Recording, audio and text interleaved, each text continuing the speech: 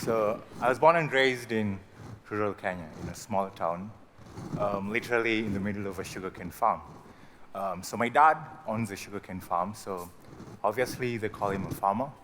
Though I wonder why they call my dad a farmer, because it's my mom who does the actual farming. But that's a story for another day.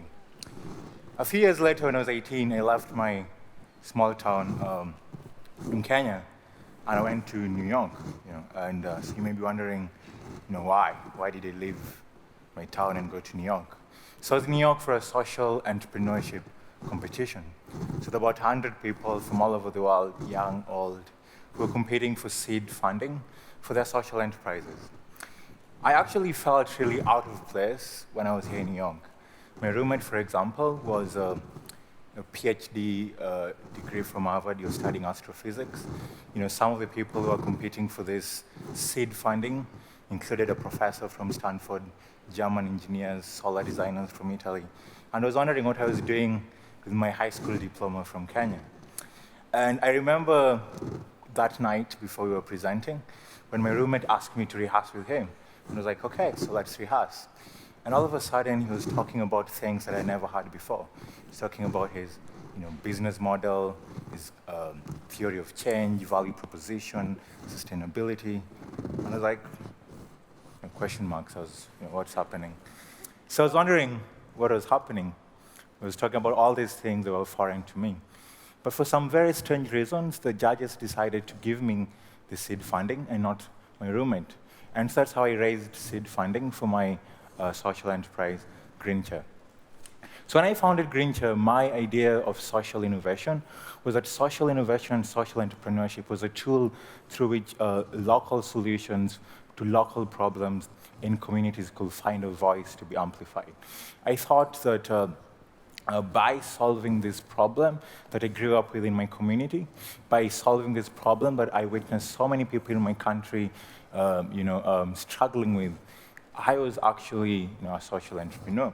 But I realized that my idea of problem, solution, Eureka wasn't how social entrepreneurship works. It doesn't work that way.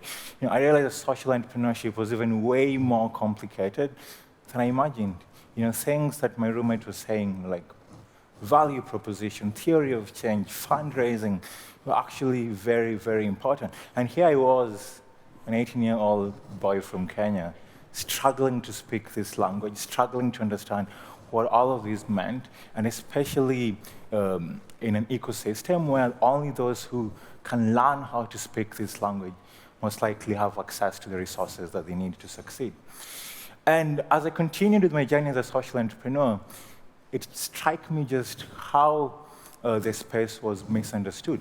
It's misunderstood to the extent that even we who consider ourselves social entrepreneurs don't know what social entrepreneurship is all about. And as a result, you get a wide spectrum of thinking.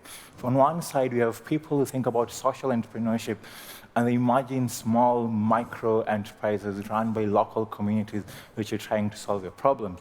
This is the kind of communities. For example, you imagine, a farmer in rural Cameroon who's trying to, buy one extra cow to increase his livelihood. Then on the other side, we have people who think about social entrepreneurship as a way for large foreign, mainly expert-run organizations that are coming into some of these communities and trying to create change using business solutions. And while this kind of thinking gives us a framework through which we can think about social entrepreneurship, I think this kind of thinking is what is wrong, with social entrepreneurship. Because the small local run enterprises, they're great, yes, they're very great. But we are only giving them small amount of money. Like if you go to kiva.org, you donate $20 to someone in Cameroon, you feel so good about yourself. But $20 is not going to be enough to create transformative social experiences for these communities.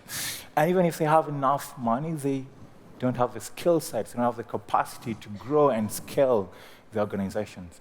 And large foreign-run organizations have a much higher chance of success, but they're not close enough to the problem to truly understand the dynamics within these communities. And we'll later realize that this was maybe one of the reasons why I got the money and my roommate didn't, was because I was much more close to the problem. And to make even matters much more interesting, some of us look at social entrepreneurship as a new form of charity. We think about it as 21st century charity. And as a result, most social ventures are actually funded by grant money, philanthropic money, donor money, etc.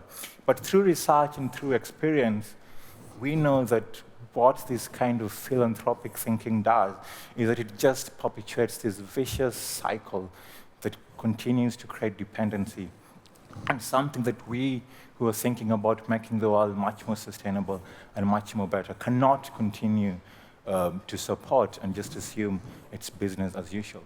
So we may wonder then, what can we do?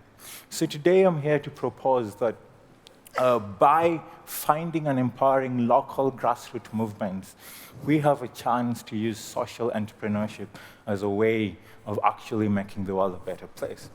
And the four things that I want to say today, and the first one is local solutions to local problems. It was Germans who solved some of the most pressing issues in Germany. Similarly, Kenyans will solve some of the most pressing issues in Kenya. But just as in other parts of the world, not everyone has the capacity to be a leader, to be a problem solver. So we need to find and identify people who are talented, who have the skill sets, who have the capacity to actually lead their communities. And once we find these people not only are talented, but also dreaming big and have big, bold ideas that can actually be scaled, we need to provide them with an ecosystem that they need to succeed. And this ecosystem still includes financial support, still includes giving people financial resources to increase. I know the typical traditional financial resources that we have been used to in the era of aid. It's not $20 or $50 or $100 that's going to make a difference in the large scale of things. We need to think big. We need to think about making much larger investments. We need to think about writing much bigger checks that actually have the potential to do something massively. Coming to think about it, I think that one entrepreneur who's building a milk processing farm with $100,000 has a much higher chance of success than 1,000 different small farmers with $100. And we need to provide these leaders with the mentorship and the support that they need to succeed. We need to engage in transferring of skills because some of us are skilled in areas like design thinking, in financial management, and we need to transfer these skills to make sure that these leaders have the holistic ability to actually lead their communities into the right direction. And just once in a while, moral support, like saying you're doing a good job, comes in very handy and very strongly. Make the world a better place. I know it's a buzzword, we've been using the word for the last 10, 20 years, that for some of us it has lost meaning. But for some of us, we truly want to end global poverty. We truly want to build strong, inclusive communities. We truly want to protect our climate and our environment for the future generations. And yes, we have made a lot of progress in the last 5 to 6 decades. But if we are to build on the progress that we have made, then we have to switch from very high-level abstract thinking to local grassroots thinking. And social entrepreneurship provides us with a path through which we can do this. But if we continue thinking of social entrepreneurship as just another feel-good factor that makes us go to bed and think that we are doing good in the world, then maybe we need to rethink our mindset. They say that those closest to the problem are closest to the solution. But not everyone who lives with a problem can find the solution. Let us identify the local people who have the solution to their problem, and let us provide them with the support that they need to put their communities on a path to success, on the path out of poverty. Because that is one way that we can truly, truly, in the 21st century, make the world a better place. Thank you.